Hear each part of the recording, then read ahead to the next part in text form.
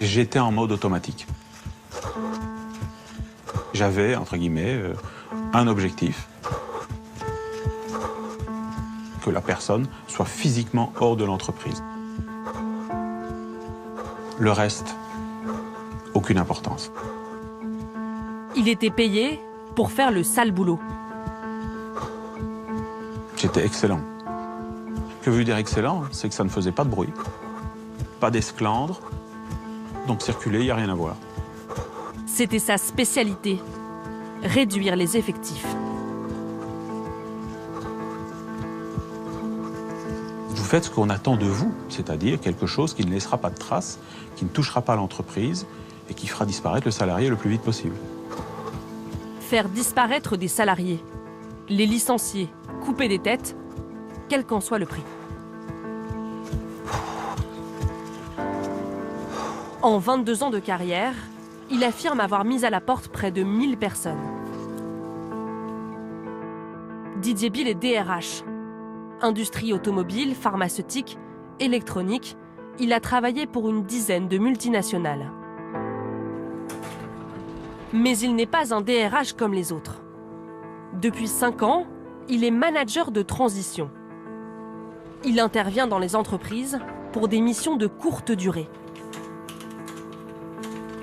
Licenciement abusif, chasse aux syndicalistes, il révèle les petits secrets de certaines grandes entreprises pour vider les bureaux à moindre frais, en évitant tout plan social.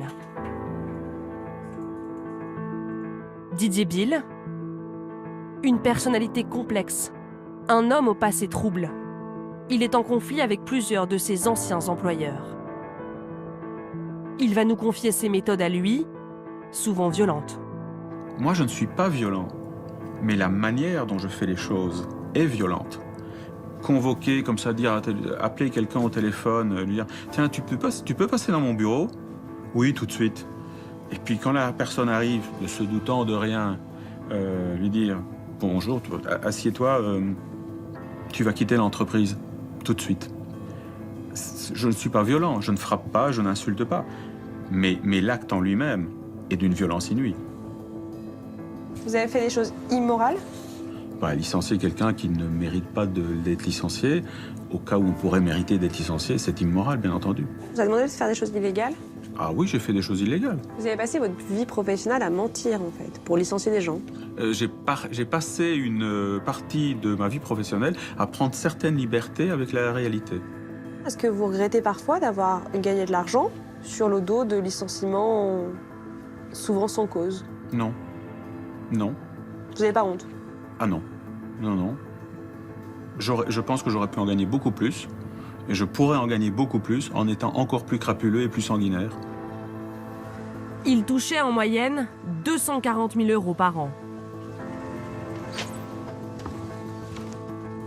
Ni remords, ni regrets, Didier Bill n'est pas un repenti. Avant de quitter le monde des ressources humaines, il a décidé de nous en révéler certaines pratiques.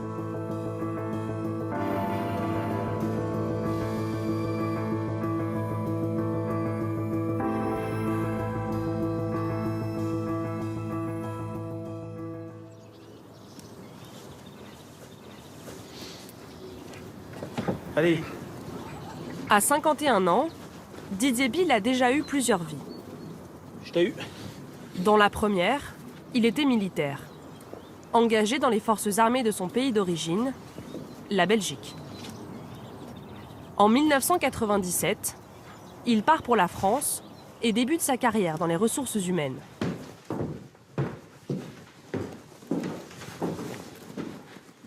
Didier Bill a toujours fait très attention à son CV. À son diplôme d'ingénieur, il a ajouté le nom d'écoles prestigieuses, comme Harvard ou encore la London Business School. Alors, à la London Business School, c'était Human Resource Strategy in Transforming Organizations Program, stratégie ressources humaines dans des organisations qui se transforment. Des formations d'à peine une semaine, donc je suis là, qu'il suit pour enjoliver son CV. C'était clairement pour ajouter une ligne sur mon curriculum vitae, pour cocher une case. La brutalité de son métier, il l'a découverte en entreprise, où il a appris à jongler avec ses deux visages. Une dualité qu'il est allé jusqu'à s'inscrire sur la peau, en se faisant ce tatouage il y a quelques mois, après avoir quitté son dernier poste. Et j'ai trouvé un tatouage, effectivement, qui représentait quelque chose qui peut inspirer la peur, ce qui malheureusement a été très souvent mon cas en entreprise. C'est l'image que les gens ont souvent vue en entreprise, et puis derrière, quelqu'un qui, je l'espère, est un peu plus sympathique et un peu plus d'humour. Sauf que la partie sympathique, tant que j'étais en entreprise, je ne pouvais pas l'exprimer. Mes surnoms, c'était Dark Vador, le boucher, j'en passe et des meilleurs. Ces deux-là, j'en suis certain, on me l'a dit. Des surnoms qu'il doit à sa façon de licencier les salariés. Il affirme avoir effectué des dizaines de licenciements abusifs. Mais comment se débarrasser d'employés irréprochables? Avec un certain cynisme, Didier Bill nous décrit ses techniques. Sa machine à broyer, comme il l'appelle. Première solution, vous inventez un dossier de toutes pièces. Vous n'avez rien et vous allez tout imaginer. Il faut que ce soit un peu crédible par rapport au poste de la personne, mais à part cela, vous n'avez aucune autre contrainte. C'est fréquent? C'est pas fréquent, parce que inventer, ça demande quand même une certaine créativité. Deuxième astuce, exagérer.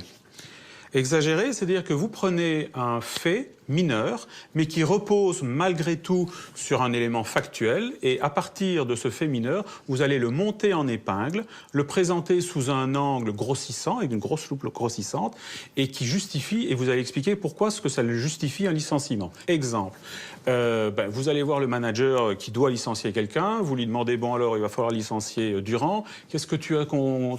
J'ai rien. Bon, t'es sûr que tu lui as pas fait un petit reproche, t'as pas un mail quelque part?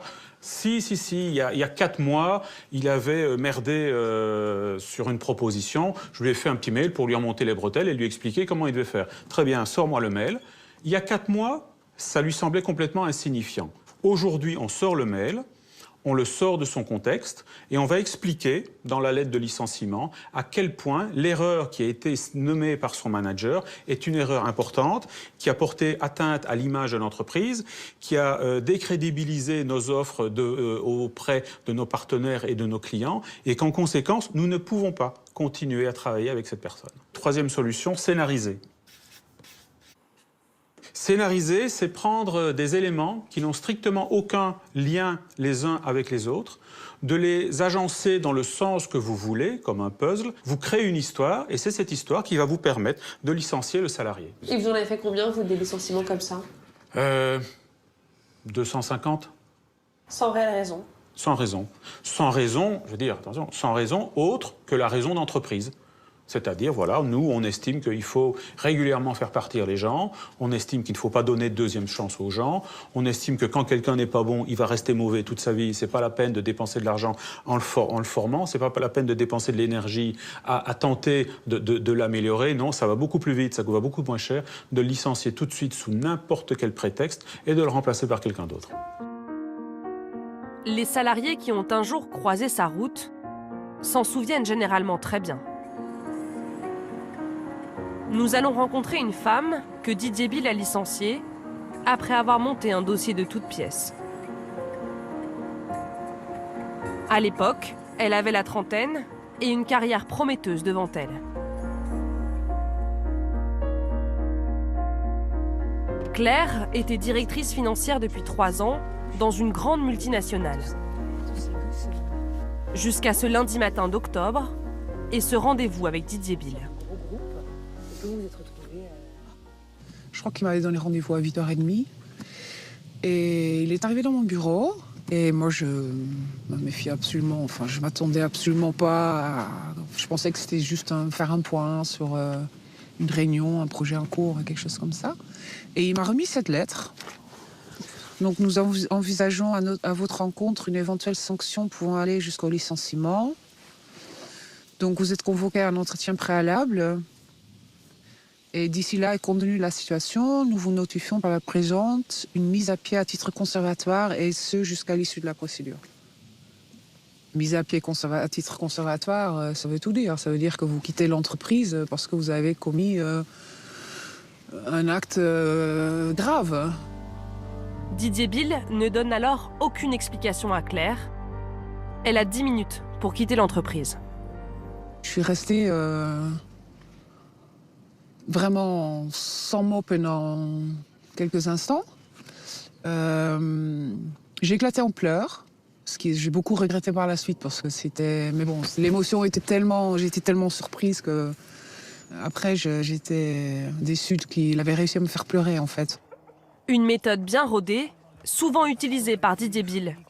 Une mise à pied brutale avant d'entamer la procédure de licenciement. Il y a toute une scénarisation d'un licenciement dont l'objectif, entre autres, c'est effectivement d'asséner un grand coup de bambou sur la tête de l'individu pour qu'il ne réagisse pas. Prends tout de suite toutes tes affaires parce que tu ne reviendras pas. Vous traversez toute l'entreprise avec quelqu'un qui vous accompagne à la porte, avec votre sac à main, comme une voleuse, en fait. Donc forcément, on n'a pas le temps d'expliquer aux gens ce qui se passe, on n'a pas le temps de dire au revoir à ses collègues. Tout le monde a peur, ils ont tous peur qu'il leur arrive la même chose. 3 jours plus tard, Claire est convoquée à un entretien préalable de licenciement. Ils sont restés extrêmement vagues, donc il n'y avait pas de motif clair et net. Ils m'ont pas dit « t'as fait telle chose et il fallait pas ».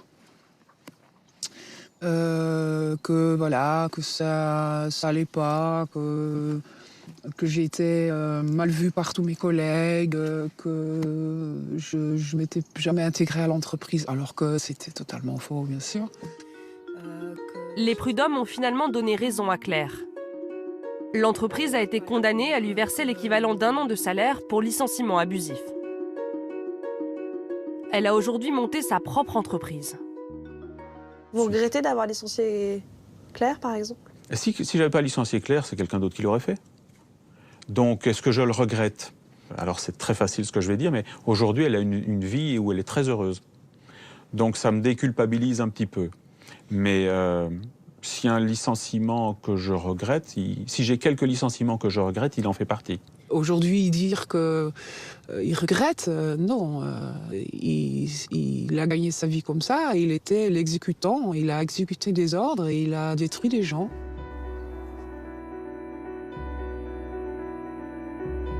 Didier Bill va nous révéler une autre pratique, en vigueur dans certaines entreprises, pour licencier leurs salariés. Une méthode étonnante.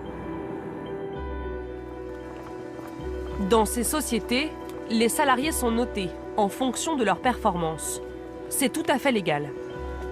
Mais certaines d'entre elles iraient plus loin.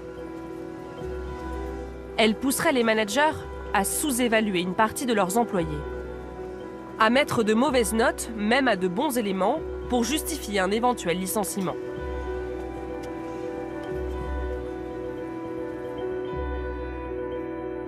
Didier Bill a pratiqué ce système de classement. On l'appelle la sous-notation forcée.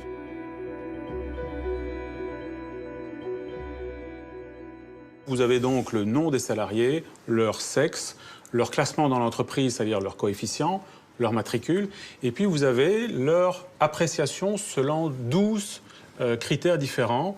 L'expertise, la taille de l'expertise, la profondeur, c'est-à-dire le nombre d'années d'expérience, est-ce que leur expertise est intéressante ou non, etc. On en arrive également à des notions comportementales, le comportement, la contribution, la résistance au changement, le customer orientation, le leadership.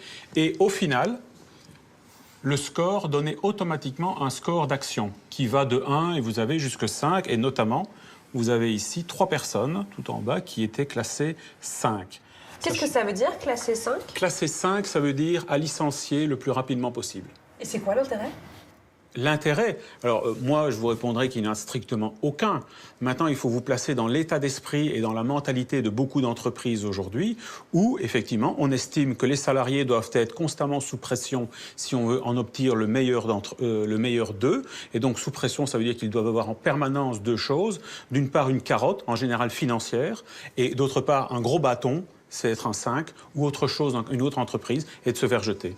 Selon Didier Bill, dans certaines entreprises, la direction imposerait à ses managers de classer les salariés par groupe, de réaliser des quotas de bons et de mauvais élèves. Sur ce document, il serait demandé aux managers de respecter des pourcentages. Dans leur équipe, 8% devraient être classés en top talent, 77% au niveau moyen, et enfin, 5% des employés devraient obtenir la pire note, qui pourrait les mener vers la sortie. Quel que soit l'état de l'entreprise, quelles que soient les compétences des gens, quels que soient les résultats d'un département ou d'un service, on vous dit, toi, dans ton département, et on le dit dans tous les départements, tu as 5% de ton équipe qui doivent être mauvais, et ces 5%, ils vont gicler. Didier Bill affirme avoir mis la pression sur des managers pour qu'ils appliquent ces quotas.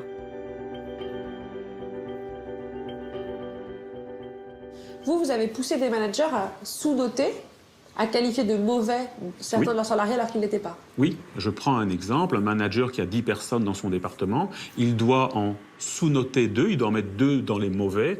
Il lui dit, écoute Didier, moi chez moi, il n'y a pas de mauvais. Ils ne sont pas tous bons, mais j'en ai pas des mauvais qui mériteraient d'avoir un 5 et peut-être de perdre leur poste. Fais une liste. Tout en haut de ta liste, tu mets celui que tu ne veux absolument pas perdre. S'il passe sous un train demain, c'est une catastrophe. Hein, tu l'as celui-là, tu le connais, oui. Mets-le au haut de la liste. Vous faites cela jusqu'à ce que vous ayez fait toute la liste, et ensuite lui dit, ben voilà, tu l'as ta liste. Les 2 que tu dois me donner, c'est les 2 du fond. Forcer un cadre à mal noter un salarié, c'est illégal en France. Jean-François Amadieu est sociologue, spécialiste du monde du travail. Depuis plus de 30 ans, il étudie l'univers des ressources humaines et ses dérives. Il nous confirme l'existence de la sous-notation forcée. C'est une pratique essentiellement de firmes inspirées par le modèle américain ou qui sont directement des firmes américaines. Ça, c'est des pratiques qui posent un problème, c'est qu'elles sont un peu injustes. Elles sont injustes dans la mesure où il n'y a pas forcément dans une équipe de travail des 10% de mauvais. Peut-être qu'il n'y en a pas, que tout le monde est bon dans une équipe. On ne peut pas a priori le dire, on n'en sait rien.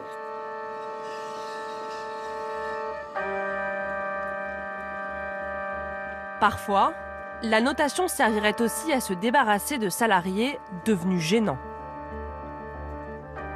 Comme des syndicalistes par exemple. Certains estiment avoir été victimes d'une évaluation injuste. C'est le cas de Thierry Mével.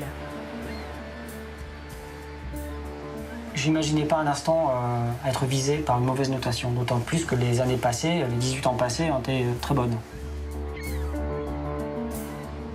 Après avoir passé 18 ans dans une entreprise d'électronique, cet ingénieur a été licencié suite à une mauvaise note.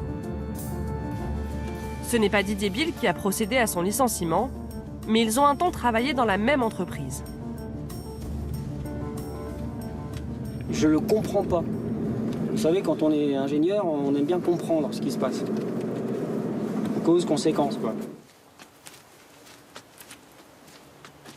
Thierry Mével fabriquait des puces électroniques pour les cartes bleues, les téléphones portables ou les ampoules.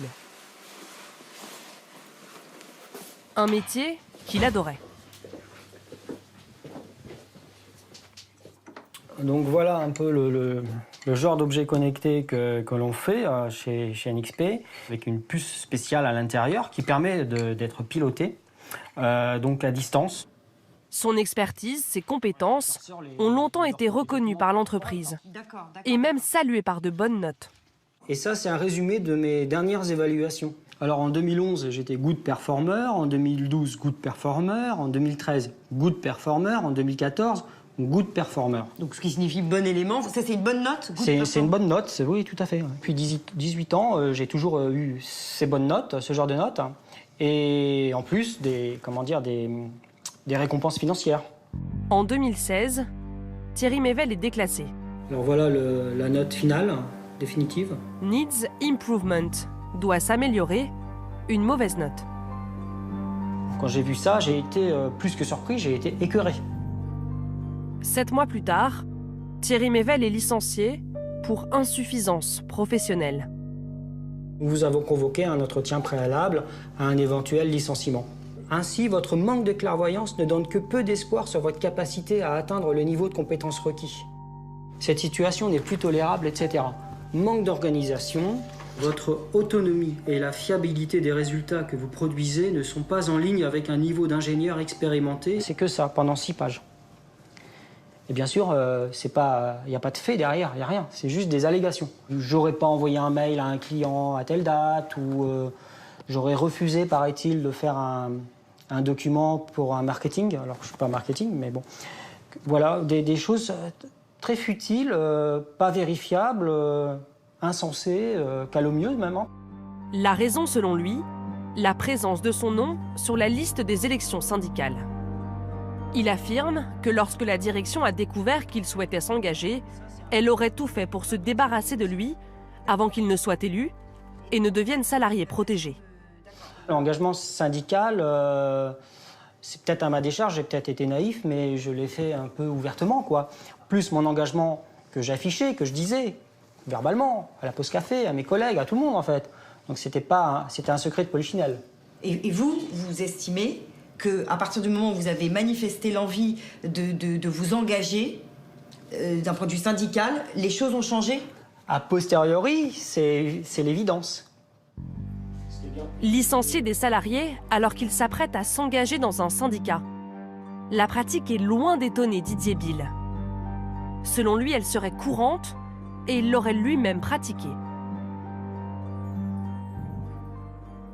Dès qu'il y a la moindre rumeur que quelqu'un pourrait se porter candidat, il n'y a pas de temps à perdre. Donc oui, là, il y a une course contre la montre. Tant que c'est qu'une rumeur, vous pourrez prétendre que vous ne la connaissiez pas. Vous avez licencié des gens parce qu'ils allaient se syndiquer? Oui. Thierry Mével n'a pas réussi à faire reconnaître la discrimination syndicale devant les prud'hommes, faute de preuves concrètes. Mais sa procédure pour licenciement abusif est toujours en cours. L'entreprise qui l'a licencié s'appelle NXP, un leader européen de composants électroniques. Sur le site de Caen, où travaillait Thierry Mével, les effectifs ont été divisés par 3 en 10 ans. Selon la direction, suite à l'arrêt de certaines productions.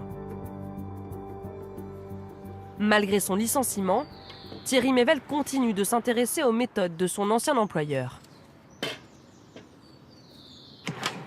Salut, comment vas-tu? Ce jour-là, il rejoint 2 de ses anciens collègues, élus de la CGT, qui travaillent encore chez NXP. Ils parlent d'un climat très pesant dans l'entreprise et veulent nous montrer des documents confidentiels. Les salariés n'auraient jamais dû en connaître l'existence. Sur celui-ci, qui date de 2010, la direction fait des recommandations à ses managers. Elle leur suggère des pourcentages de bons et de mauvais élèves. Les 3 colonnes, c'est la répartition des salariés en notation. Donc vous avez 20% de personnes qui sont vraiment strong performers globalement, donc qui sont 70% de salariés qui sont dans la moyenne, qui sont des good performers. Et enfin, vous avez 10% des salariés qui, année après année, sont d'office mis dans cette catégorie, la catégorie des low performers, des salariés médiocres. Mais c'est un autre document qui les a particulièrement choqués. Il date de 2015. Alors c'est un document qui est censé décrire les différentes mesures qui vont être prises pour réduire les coûts dans l'entreprise. Parmi les pistes pour réduire les coûts, restreindre les voyages en favorisant les conférences téléphoniques via Skype, geler les embauches, réduire l'utilisation de matériel électronique et accélérer la sortie des low performers, les éléments les moins bien notés de l'entreprise. On dit que faut dépenser moins de gomme et crayons parce qu'il faut réduire les coûts et puis pendant qu'on y est, il faut virer aussi les hauts performeurs plus vite que c'était prévu initialement parce que payer des gens qui sont incapables, ça coûte quand même beaucoup d'argent à l'entreprise et ça vaut vraiment pas le coup de dépenser des sous pour des gens qui apportent rien de par leur performance à l'entreprise. Donc c'est quand même pas très glorifiant de considérer, d'avouer considérer ces salariés comme des gommes et crayons. Si elle n'est pas illégale, cette notation serait à l'origine d'une pression néfaste pour les salariés. C'est la conclusion d'un audit réalisé en 2012 à la demande du CHSCT. Le processus de classement est le principal vecteur d'inquiétude. d'instabilité et de mal-être au travail. Il est source de danger pour la santé des salariés. Nous avons contacté l'entreprise NXP. Selon elle, l'évaluation est un outil d'échange entre les salariés et leurs managers. Elle affirme qu'aucun cadre n'a jamais été forcé à sous-noter un employé.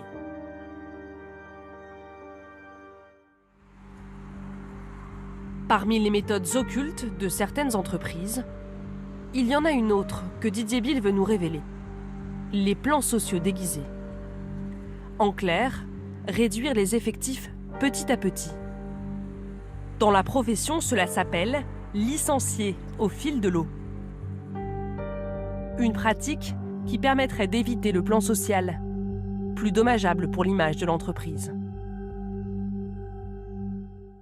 J'ai licencié des gens sans raison parce que l'entreprise voulait réduire ses effectifs, mais ne voulait pas faire un plan social. Pourquoi ? Parce que ça fait du bruit, parce que ça peut faire une mauvaise presse, parce qu'elle pense que ça va remuer un peu plus l'entreprise et créer une mauvaise ambiance, et qu'il y aura une moins mauvaise ambiance si on fait ça discrètement un petit peu toutes les semaines. Donc qu'est-ce qu'on vous disait concrètement ? Eh bien, il faut réduire les effectifs. Voilà, il faut réduire les effectifs. Pour l'instant, pour X, Y raison, on ne souhaite pas mettre en place un PSE. Donc, on va les réduire au fil de l'eau. Le rôle du manager, c'est de fournir les noms et les dates. Le reste, entre guillemets, moi, ça ne m'intéresse pas. Nous avons joint plusieurs managers qui ont travaillé dans une multinationale où Didier Bill a été en poste. Il gérait des équipes d'une centaine de personnes. Il nous confirme avoir assisté à des réunions au cours desquelles on leur imposait des objectifs de réduction d'effectifs. On vous donne sur une zone où on vous dit vous êtes 100, dans 3 mois il ne faut plus être que 86, les 14 ils passent où? Comment je fais? Qu'est-ce qu'ils ont fait ces gens-là? Vous voyez? Clairement, vous vous débrouillez. Donc, soit vous mettez la pression sur les gens pour qu'ils démissionnent, soit vous mettez une telle pression et vous provoquez des fautes pour les mettre en faute et les licencier. Clairement, ça veut dire ça. C'était quoi les méthodes? Oui, il y a tout un tas de choses. Il y a des objectifs inatteignables, il y a une pression constante sur les gens. Vous savez, le harcèlement n'est pas toujours dénoncé. Hein. Quand vous harcelez les gens, soit ils démissionnent, soit ils vont faire des bêtises, hein, clairement. Donc voilà ce qui se passait. Et de toute façon, c'était l'objectif de la société, de descendre les effectifs. Ces managers ont refusé d'appliquer ces méthodes et ils l'ont payé très cher. Ils ont été licenciés pour faute. Des licenciements condamnés par les prud'hommes et jugés abusifs. On s'est tout de suite aperçu que c'était un plan social déguisé, parce que moi j'avais déjà vu des plans sociaux dans l'entreprise dans laquelle j'étais. Vous avez été licencié parce que vous ne vouliez pas licencier. C'est une très belle phrase, oui, ça doit être ça. Parce que je voulais pas me plier, je crois. En France, de plus en plus de cadres commenceraient à remettre en cause ces pratiques.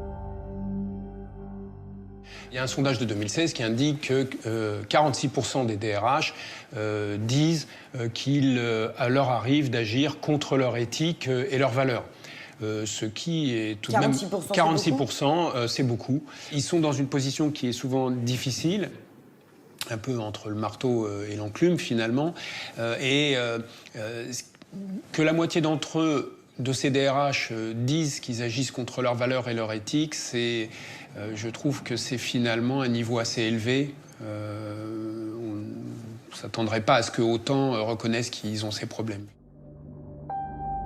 Ils restent pourtant peu nombreux à exposer leurs doutes à visage découvert. Difficile de comprendre les motivations réelles de Didier Bill. L'homme, si prompt à révéler les méthodes des entreprises, reste discret sur certaines zones d'ombre de son passé. Il est aujourd'hui en conflit avec plusieurs de ses anciens employeurs.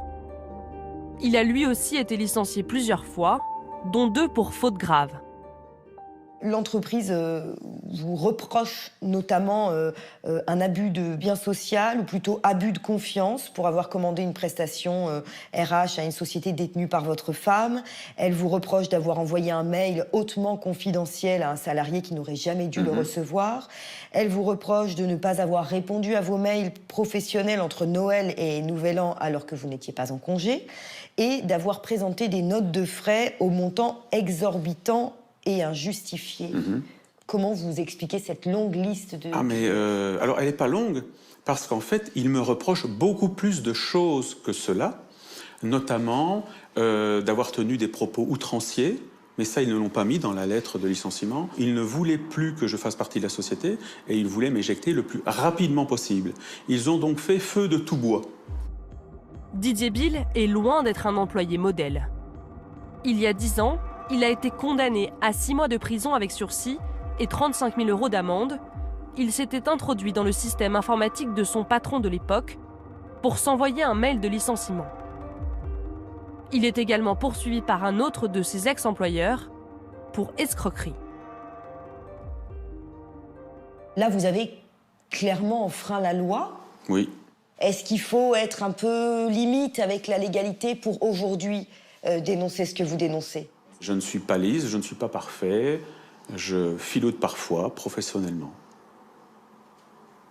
C'est aussi ce que l'on attend de moi. Voulez-vous venger? Vous avez des comptes à régler avec d'anciens employeurs? Non. Non.